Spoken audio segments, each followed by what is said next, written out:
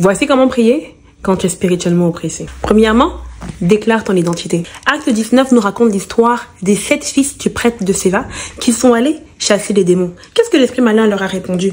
Je connais Jésus, je connais Paul, mais toi, qui es-tu? Alors le diable n'a pas peur de toi, mais il est terrifié par celui qui habite en toi. Alors pour te rappeler et lui rappeler qui tu es, tu commences toute prière par déclarer ton identité. Seigneur, je te bénis parce que je t'appartiens, parce que tu m'as marqué du sceau du Saint-Esprit. Je te remercie, Seigneur, parce que je suis une nation sainte, parce que je suis un sacerdoce royal, parce que tu m'as mis à part, parce que tu m'as choisi, parce que tu m'as donné le pouvoir et l'autorité de marcher sur les serpents et les scorpions. 2.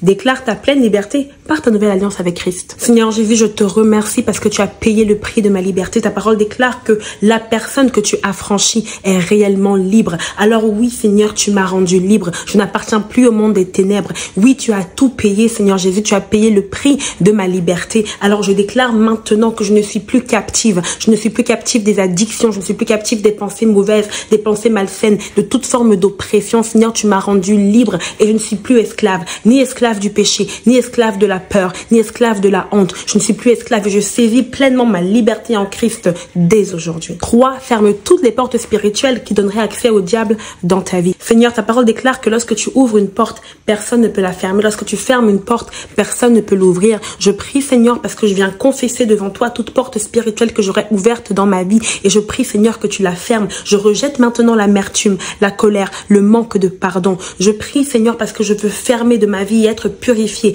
du mensonge, de l'immoralité et d'un quelconque autre péché qui aurait donné accès au diable dans ma vie, Seigneur. Je rejette ces choses et je prie que tu me permets de faire attention, de me garder loin de tout ce qui pourrait donner un droit légal au diable sur ma vie. 4.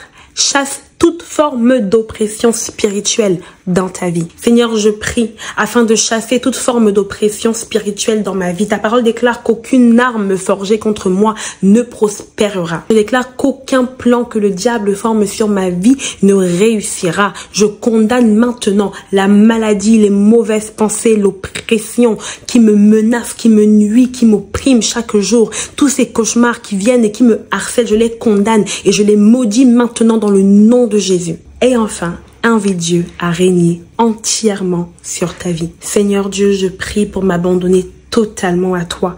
Je prie, Seigneur, pour que tu sois le maître de toutes choses en moi. S'il y a une partie de moi, un domaine de ma vie qui ne t'est pas encore soumis, Seigneur, je te le donne aujourd'hui. Apprends-moi, Seigneur, à vivre pour toi selon ta parole. Sonde-moi.